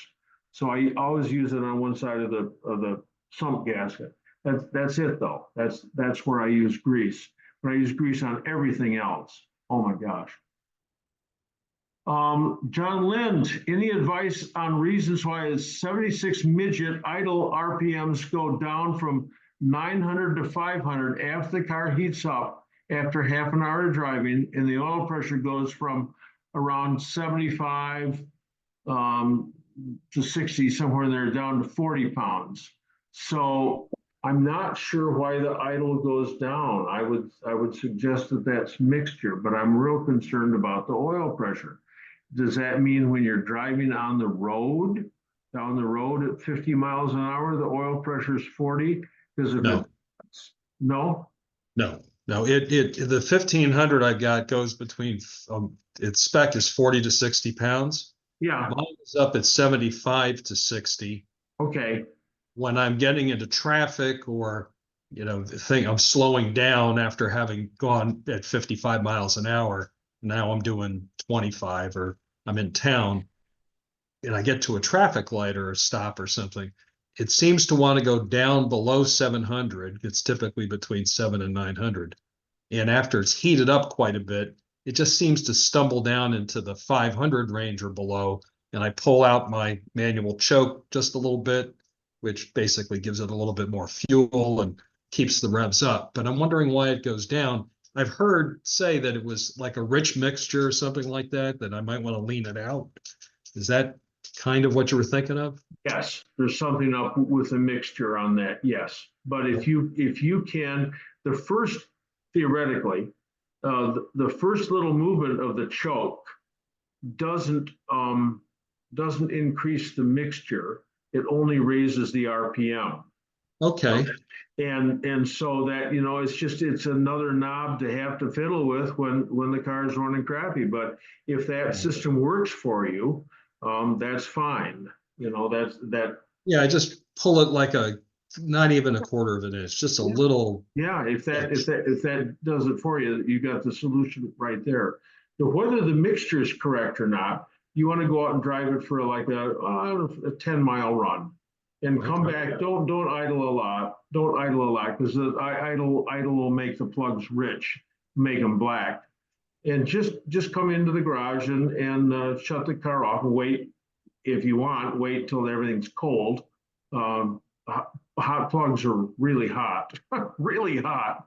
And take the plugs out, take all 4 plugs out, and look at the color of the insulator, which when you buy the spark plugs is porcelain bone white.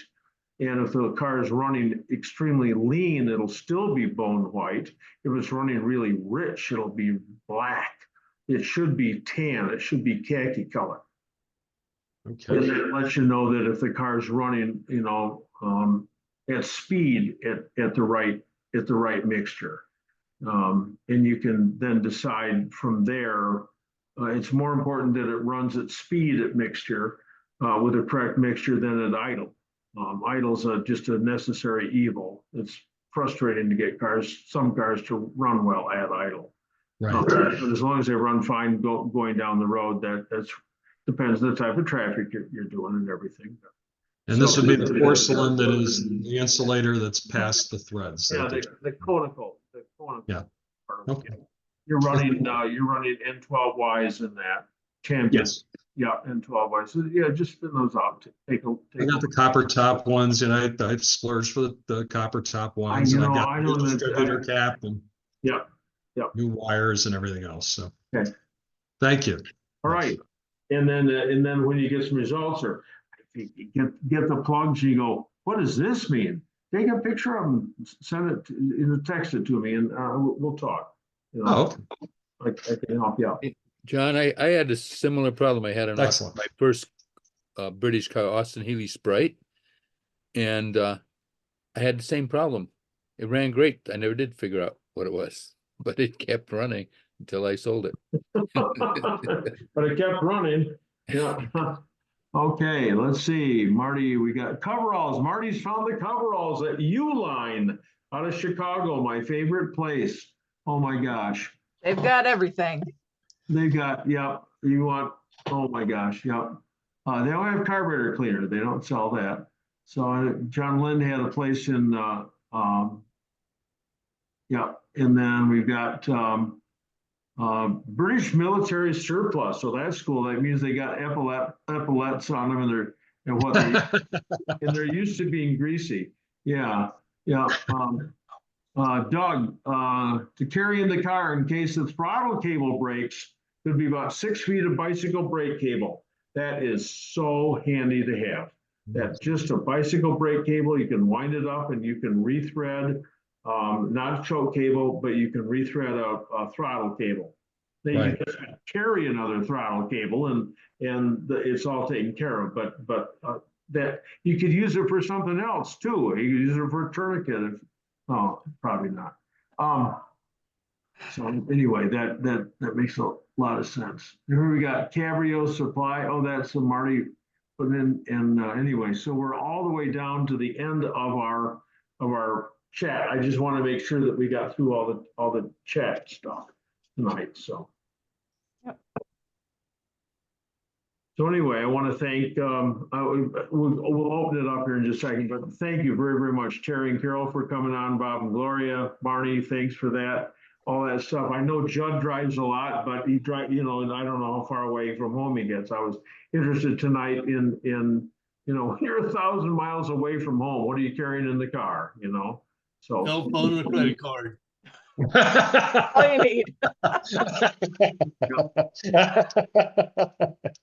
Well, I took 2 very dense pages of notes, so I will transcribe these and come up with a master list of everybody's advice. So thank you. That's great. Yeah, because I love these things. Yeah, I'm a note taker. Where does Terry, where do you guys live? We're in Wilmington, Ohio, just south of Dayton. Oh, okay. So then you're familiar with, you go to the Dayton Car Show? Yes, well, our club hosts that along with the Triumph Club. That's that's an excellent show. I enjoy that. We'll be there. We go to about 5 It's a good show, and the MGC group are having their big meet there this year too. Great. I always try to go to that in the Heartland show, MG's on the Rocks, and Fort Meigs. Some of my favorite shows. I am convinced I'm going to do my doctoral thesis on this. I'm convinced that Ohio has more MGs per capita than any other state. I can defend this thesis. It's California and New York with the density of population, they've got more MGs, but they got a lot more people. But Ohio was one of the last states settled before the planners got there first.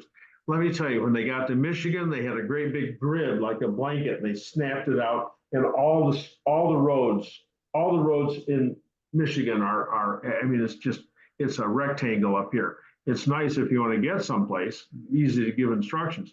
Because you go to Ohio, this isn't like Boston, but Ohio just moves. And whoever the salesman was from Falvey Motor Corporation out of Detroit, they were the 7-state distributor for Nuffield and then BMC back in the day. And they had somebody that went into Ohio and sold a resident of every tiny little town in Ohio on the idea of becoming an MG dealer. There were MG tiny little dealers all over the place. No other state had that. So package all that together, and you've got more MG owners per capita than any other state. So so does Wilmington. You know what, if I can add this too, a few years ago, one of the, either Car Driver, Road and Track, one of those magazines did the 10 best sports car roads in the country, 2 issues, and out of the 20, 2 of them are in Ohio. And we've driven them. In fact, we've driven all 20. We made a point of doing that, but yeah, there's some tremendous roads in Ohio. We were just down Route 83 and Route 60 and just outstanding, but it's dangerous because occasionally there's a little buggy on the side. So, but they're just nice roads. I love going to the Jim Pastor show, Jim and Lori show. The 30th annual this year, the 30th annual Central Pennsylvania British Car Fest. Jim always has a drive, and I'm always terrified of getting lost because all there are hills. I'm not sure there's a good cell phone coverage anywhere, and nothing straight. And oh my gosh, it's just beautiful around Altoona. It's a drive there, but it's not a user-friendly state because the maps, they change names of the roads without telling the map makers. Do we have any? Nebraska has the least number of MGBs per capita. No, well, I had a plastic sign that was the Nebraska Royal Patrol. It was the name. It was a sign that had like a Bobby from the Tower of London there or something or other on the sign. So Nebraska's got a passionate, maybe a few, but they're passionate. That's where we started with our first MG, was Nebraska. So it's followed us all over the country. Nebraska is an interesting state. We stopped for breakfast at a place, well, right near where we stayed, and there's about 6 people there talking about things that happen in Nebraska, gunplay and fights over property. And I listened for an hour. Finally, Gloria went to pay. I went over and I thanked them for their entertainment. And they said, yeah, and we don't even charge. It was an interesting place, Nebraska. Any more? Jim Danielson was from Nebraska. Yeah, he's a good guy. Yeah. What do we have any other questions or notes about tonight? Okay. So thank you for your time, and we'll see you in Oregon. Hey, absolutely. So our next Zoom will be on the 28th or something. It's 2 weeks from now, and we're going to do 2 T-types. I don't know what we'll do. Brakes, clutch, suspension. I've done all of those over the course of the past three weeks. So I'm refamiliarized with all parts of that TD. So anyway, thank you. 2 of the most interesting cars we worked on were TDs. Really interesting. They're real simple and they're real easy to make run. Yeah. Anyway, thank you everyone for being here. Thanks, Bob and Gloria. Thanks, and Terry, Carole, and Barney for 144 tonight, John. 144. All right. Okay. So here comes the hat contest. I'm probably recycling. Here's my hat, Doug. Where's your hat? Oh, okay. Well, I've brought out my summer collection, and so anyway, coming up around here is they have something called the Scottish Highland Games, and it's a 2-day festival. And on Saturday they have a British car show. And they have a bunch of vendors there and stuff selling tartans and hats and stuff, and the bagpipe bands, and they hope it's not going to be in the mid-90s with their, heavy wool. But anyway, I bought this. This is a lightweight linen cap. I bought it in previous Highland Games.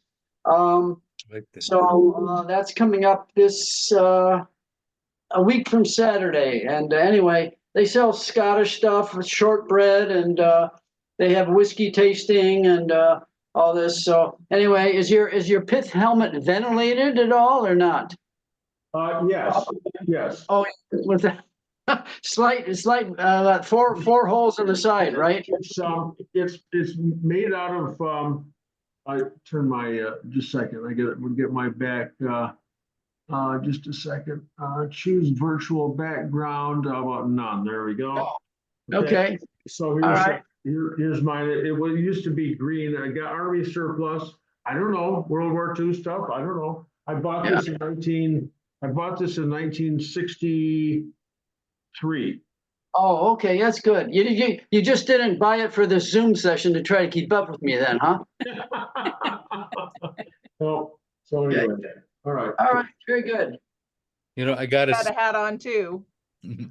yeah, there's another hat there. Hey, Judd, say something so we can see you. Who, me? All right, I'm back. Yeah. Oh, who's this? Judd. Oh, hey, This there's is my that. summer driving hat. Yep. That is so cool. That's Yeah. so cool. Yep. Hey, John, one more question in the chat that you need to answer. Oh, yeah. Oh, any updates on reprinting my old book? The University Motors Shop Manual? No information yet, but how's this? We're working on it. Yeah, that sounds like the phone company. Yeah, checks in the mail. Yeah. Yeah, I have to say, I think Barney has all of us beat is sheer miles. What you got, 650 some thousand miles on your car? Yeah, you're a little behind. I think it's 685. 685. I only got 526. So, and you're still alive and still smiling. Yeah, and of course we still have maintenance problems. About a month ago, we broke a half shaft in Texas, and it broke about midday, 10 or 12. We had the car towed to a shop 2.5 miles away who happened to have an MGA parts car. We pulled 2 half shafts out of that, had the thing fixed by 10 p.m. Well, we had a similar thing. We had a starter go bad. My alternator light starts flashing on and something was wrong and could smell something burn. It was the starter, but AutoZone, I have a friend that manages an AutoZone and he keeps a couple of MG starters because they have one that is small, like a high torque starter. And I think it is for the same price, but you never know what you're going to get when you order one.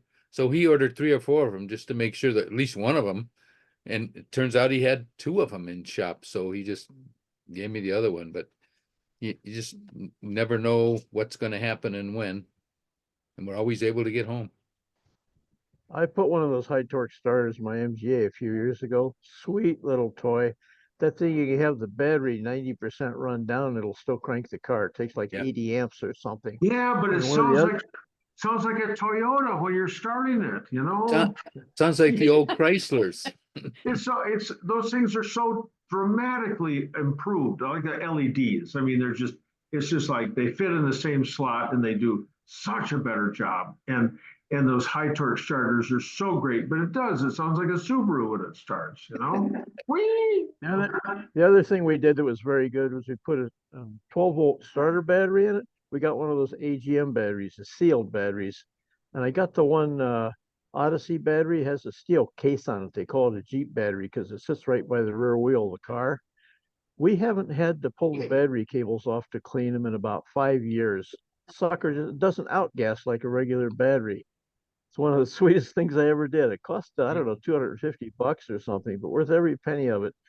Haven't had the battery cover off. You know, if you take the battery cover off today, there's just dust and dirt on top of the battery, and the cables still look like the day they were installed.